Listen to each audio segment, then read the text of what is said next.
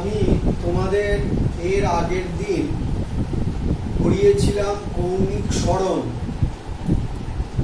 বলেছিলাম কৌণিক সরণ এর একক হলো রেডিয়ান। তোমরা পড়েছো। আজকে আমরা পড়ব প্রথম কৌণিক বেগ। যেমন আমরা রৈখিক সরণ পড়েছিলাম, রৈখিক বেগ কাকে বলে পড়েছো? একক সময়ে রৈখিক সরণকে রৈখিক বেগ বলে। তেমনি এখানে হবে একক সময়ে কৌণিক সরণকে কৌণিক বেগ বলে। এখন কৌণিক বেগ ওখানে যেমন সমবেগ অসমবেগ দুরকম আছে, তাৎক্ষণিক বেগ। এগুলো কখন হয় না, যখন কৌণিক বেগের পরিবর্তন হয় সময়ের সাপেক্ষে তখন ঘটে। এখানেও আছে সমকৌণিক বেগ। যদি সমকৌণিক বেগ মানে হচ্ছে একক সময়ে কৌণিক সরণ সব সময়ের জন্য ধ্রুবক। যেমন টি সময়ে আমি ধরলাম কৌণিক সরণ থিটা, কৌণিক সরণ থিটা। তাহলে একক সময়ে কৌণিক সরণ থিটা বাই টি। এই একক সময়ে কৌণিক সরণকে বলা হয় কৌণিক বেগ, যেটাকে আমরা সমকৌণিক বেগ বলতে পারি। তাহলে সমকৌণিক বেগকে যদি ওমেগা, এটাকে ওমেগা বলে, ডব্লুর মতন দেখতে, তাহলে সমকৌণিক বেগ ওমেগা সমান থিটা বাই টি। ওখানে ছিল সমবেগ ভি, সমরৈখিক বেগ বা সমবেগ ভি সমান এস বাই টি। এস ছিল সরণ বাই সময়, এখানে কৌণিক সরণ বাই সময়। এই সমকৌণিক বেগের একক কি হবে তোমরা নিশ্চয়ই দেখতে পাচ্ছ। থিটার একক সাধারণভাবে রেডিয়ান, বহুল ব্যবহৃত একক, আর সময়ের একক হচ্ছে সেকেন্ড। তাহলে রেডিয়ান পার সেকেন্ড এইটা হচ্ছে একক। আরেকটা এককে প্রকাশ করার রীতি রয়েছে, সেটা হচ্ছে revolution per second. Revolution per second, revolution মানে আবর্তন। মনে করো একবার পূর্ণ আবর্তন করলে কত রেডিয়ান কোণ ঘুরবে? 2 পাই। একবার পূর্ণ আবর্তন করার জন্যে সময় যেটা লাগে সেটাকে যদি আমরা ক্যাপিটাল টি দিয়ে প্রকাশ করি, তাহলে ক্যাপিটাল টি কে বলা হয় পর্যায়কাল। একবার পূর্ণ আবর্তন করতে যতটা সময় লাগে তাকে বলা হয় পর্যায়কাল। ইংরেজি হলো টাইম পিরিয়ড। তাহলে একবার পূর্ণ আবর্তন করলে কৌণিক সরণ থিটা কত? 2 পাই রেডিয়ান। তাহলে ওমেগা সমান 2 পাই বাই টি। এটাও লিখতে পারি 2 পাই বাই টি, এই যে 2 পাই রেডিয়ান মানে 1 রেভলিউশন, তাহলে তোমরা যদি বলো 1 রেভলিউশন পার সেকেন্ড, তার মানে ওমেগা সমান 2 pi by T. 2 pi by টি এর মান 1 সেকেন্ড, তার মানে 1 সেকেন্ডে 1 রেভলিউশন। 1 রেভলিউশন মানে 2 পাই, টিটা কত? 1 সেকেন্ড। তাহলে আমরা লিখব 2 pi by t, 1 revolution per second. কৌণিক বেগ মানে কৌণিক বেগের কোনো পরিবর্তন হচ্ছে না। 1 সেকেন্ড সময়ে যতবার পূর্ণ আবর্তন করে তাকে বলে কম্পাঙ্ক, ফ্রিকোয়েন্সি। মনে করো একটা কণা 1 সেকেন্ড সময়ে 10 বার পূর্ণ আবর্তন করে, তাহলে 10 হলো কম্পাঙ্ক।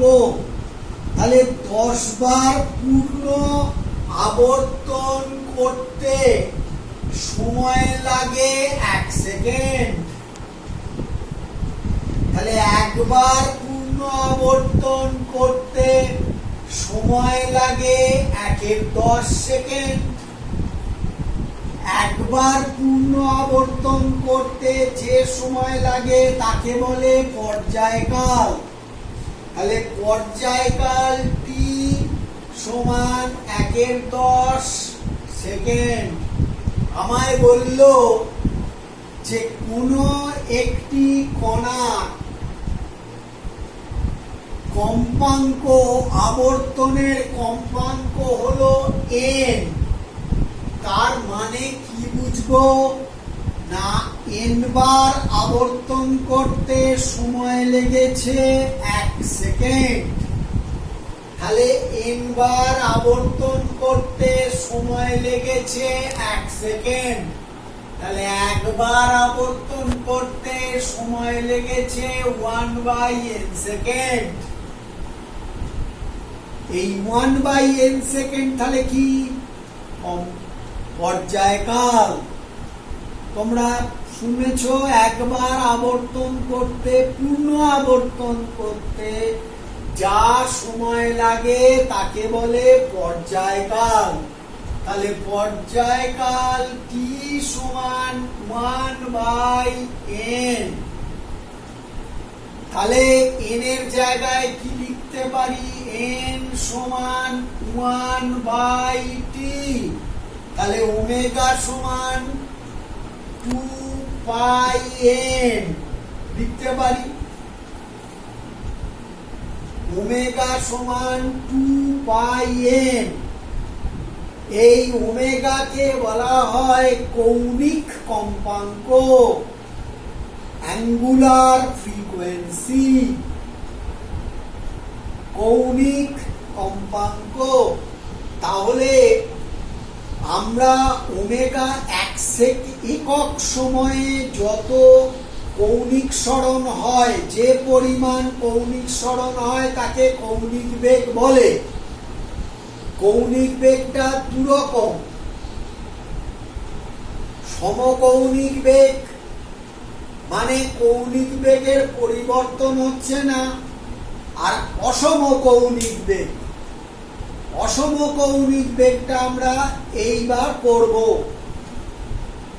অসমকৌণিক বেগ মানে হলো যে কৌণিক বেগের পরিবর্তন হচ্ছে নন ইউনিফর্ম অ্যাঙ্গুলার ভেলোসিটি। অসমকৌণিক বেগ দুরকম, একটাকে বলে গড় কৌণিক বেগ, গড়, আর একটাকে বলে তাৎক্ষণিক। এখন আমাদের যেমন ওখানে গড় বেগ, তাৎক্ষণিক বেগ, এখানেও তেমনি গড় কৌণিক বেগ, তাৎক্ষণিক কৌণিক বেগ। গড় কৌণিক বেগ কাকে বলে? 1 সেকেন্ড বা একক সময়ে গড়ে যে পরিমাণ কৌণিক সরণ হয় তাকে বলে গড় কৌণিক বেগ, অ্যাভারেজ অ্যাঙ্গুলার ভেলোসিটি। কি করে মাপবো দেখো, আমি একটা নির্দেশ রেখা নিলাম, ও এ বি একটা নির্দেশ রেখা, অর্থাৎ এই রেখাটাকে, এই রেখা স্থির, এর সাপেক্ষেই কৌণিক সরণ মাপা হবে। আমি ধরছি t=0 সময়ে একটা আবর্তনশীল কণা এ বিন্দুতে আছে,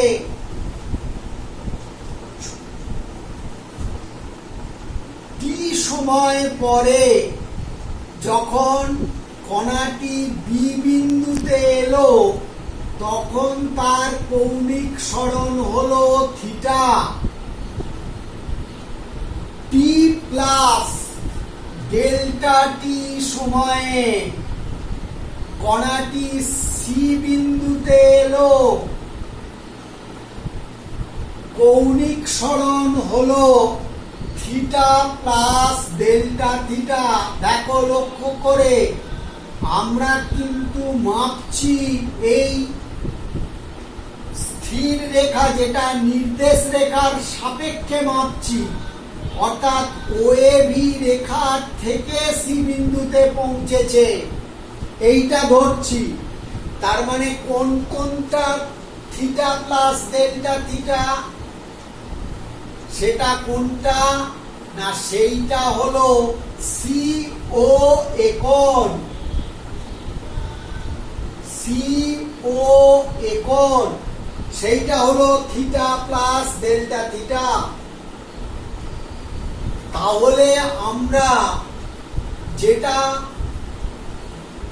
আবার বলছি, যেটা পেলাম যে একটি আবর্তনশীল কণা ঘড়ির কাঁটার বিপরীত দিকে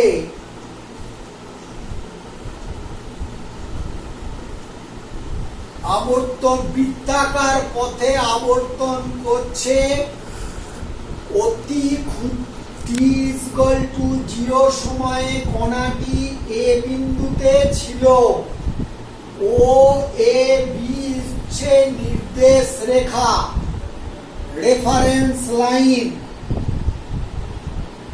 এর সাপেক্ষেই কৌণিক সরণকে বিবেচনা করতে হবে। কি সময় পরে কণাটি বি বিন্দুতে এলো, কৌণিক সরণ হলো থিটা, অর্থাৎ কোণ এ ও বি সমান থিটা। টি প্লাস ডেল্টা টি সময়ে কণাটি সি বিন্দুতে এলো, সময়টা মাপা হচ্ছে কিন্তু এ বিন্দুর সাপেক্ষে, কৌণিক সরণও মাপা হচ্ছে এ বিন্দুর সাপেক্ষে, অর্থাৎ কোণ সি ও এ সমান থিটা প্লাস ডেল্টা থিটা। তাহলে গড় কৌণিক বেগকে আমরা যদি ওমেগা বার বলি, ওপরে একটা দাঁড়িয়ে দিয়েছি, সমান হবে theta plus delta theta minus theta, গড় কৌণিক সরণ বাই গড় সময় টি প্লাস ডেল্টা টি মাইনাস টি সমান ডেল্টা থিটা ডেল্টা টি। তাহলে একক সময়ে যতটা গড়ে কৌণিক সরণ হয় তাকে বলে গড় কৌণিক বেগ। এই গড় কৌণিক বেগ থেকে আমরা তাৎক্ষণিক কৌণিক বেগে পৌঁছবো। কি করে? আমি যদি ডেল্টা টি এর মানটা আস্তে আস্তে কমাতে থাকি, এক সময় ডেল্টা টি যখন শূন্যের নিকটবর্তী হবে তখন ডেল্টা থিটাটাও শূন্যের নিকটবর্তী হবে। যত সময় কমবে ডেল্টা থিটা কৌণিক সরণও তত কমবে। যেমন টি সময়ে যখন থিটা রেডিয়ান কোণ ঘুরেছে, আমি যদি থিটা টি এর মানটা কমাতে থাকি, থিটার মানও কমবে। কমতে কমতে যখন থিটার মানটা শূন্যের নিকটবর্তী হবে, তার মানে আমি কোনো একটা পার্টিকুলার বিন্দুতে যখন তার কৌণিক বেগ মাপবো, টিটাও সময়টাও শূন্যের নিকটবর্তী, তখন এই গড় কৌণিক বেগের যেটা সীমাস্থ মান, লিমিটিং ভ্যালু, তাকে বলবো তাৎক্ষণিক কৌণিক বেগ। তাহলে বলবো তাৎক্ষণিক কৌণিক বেগের সংজ্ঞা কি না, অসম কৌণিক বেগে আবর্তনরত বস্তুকণা কৌণিক সরণের মান শূন্যের নিকটবর্তী হলে গড় কৌণিক বেগের সীমাস্থ মানকে তাৎক্ষণিক কৌণিক বেগ বলে। তার মানে তাৎক্ষণিক কৌণিক বেগকে যদি ওমেগা দিয়ে প্রকাশ করি, তাহলে ওমেগা লেখা হয় এইভাবে, লিমিট মানে সীমা, ডেল্টা টি টেন্ডস টু 0, মানে সময়টা শূন্যের নিকটবর্তী, ডেল্টা থিটা ডেল্টা টি গড় কৌণিক বেগের সীমাস্থ মান। এটা লেখার নিয়ম হচ্ছে এটা, limit delta t tends to 0 delta theta delta t. এইটাকেই আমরা বলবো তাৎক্ষণিক কৌণিক বেগ ডি থিটা ডিটি। লেখা হয় এরকম ভাবে, তাৎক্ষণিক কৌণিক বেগ ওমেগা সমান ডি থিটা ডিটি।